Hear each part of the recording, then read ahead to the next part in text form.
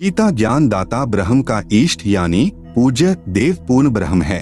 गीता अध्याय 18 श्लोक 64 में कहा है कि एक सर्वगुप्त से गुप्त ज्ञान एक बार फिर सुन कि यही पूर्ण परमात्मा, जिसके विषय में अध्याय 18 श्लोक 62 में कहा है, मेरा पक्का पूज्य देव है, अर्थात मैं यानी ब्रह्मक्षर पुरुष भी उसी की पूजा करता हूँ। यह तेरे हित में कहूँगा, क्योंकि यही जानकारी गीता ज्ञान दाता प्रभु ने गीता अध्याय 15 श्लोक 4 में भी दी है, जिसमें कहा है कि मैं उसी आदि पुरुष परमेश्वर की शरण में हूँ। इसलिए यहाँ कहा कि यही गुप्त से भी अतिगुप्त ज्ञान फिर सुन। विशेष अन्य गीता के अनुवाद कर्ताओं ने गलत अनुवाद किया है। इष्टः असि में दृढ़म इति का अर्थ किया है कि तू मेरा प्रिय है।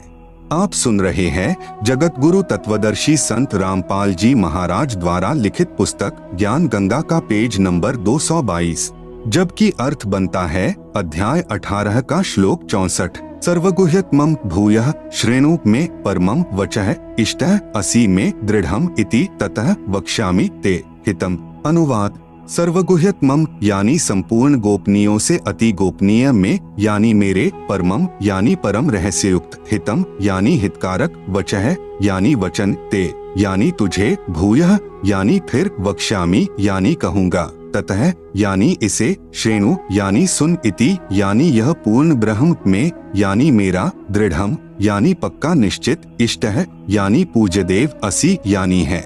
गीता अध्याय 18 श्लोक 65 में गीता ज्ञान दाता प्रभु यानी काल भगवान क्षर पुरुष कह रहा है कि यदि मेरी शरण में रहना है तो मेरी पूजा अनन्य मन से कर, अन्य देवताओं यानी ब्रह्मा, विष्णु, शिव तथा पितरों आदि की पूजा त्याग दे, फिर मुझे ही प्राप्त ही होगा, अर्थात ब्रह्म लोक बने महास्वर्ग में चला जाएगा। मैं तुझे सत प्रतिज्ञा करता हूँ, तू मेरा प्रिय है। गीता अध्याय 18 श्लोक 66 में कहा है कि यदि एकम यानी उस अद्वितीय अर्थात जिसकी तुलना में अन्य न हो, उस एक सर्वशक्तिमान, सर्व ब्रह्मांडों के रचनहार, सर्व के धारण पोषण करने वाले परमेश्वर की शरण में जाना है, तो मेरे स्तर की साधना जो ओम नाम के जाप की कमाई तथा अन्य धार्मिक शास्त्र अनुकूल यज्ञ साधनाएं मुझ में छोड़, जिससे तू मेरे ऋण से मुक्त हो जाएगा, उस एकम यानी अद्वितीय अर्थात जिसका कोई सानी नहीं है की शरण में व्रज यानी जा।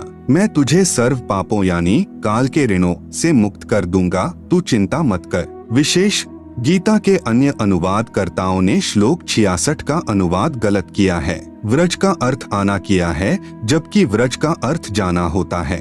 कृपया वास्तविक अनुवाद निम्न पढ़े। अध्याय 18 का श्लोक 66, सर्वधर्मान् परित्यज्य माम एकम शरणम व्रज अहम त्वा सर्वपापेभ्यः मोक्षयिष्यामि मा शुचः।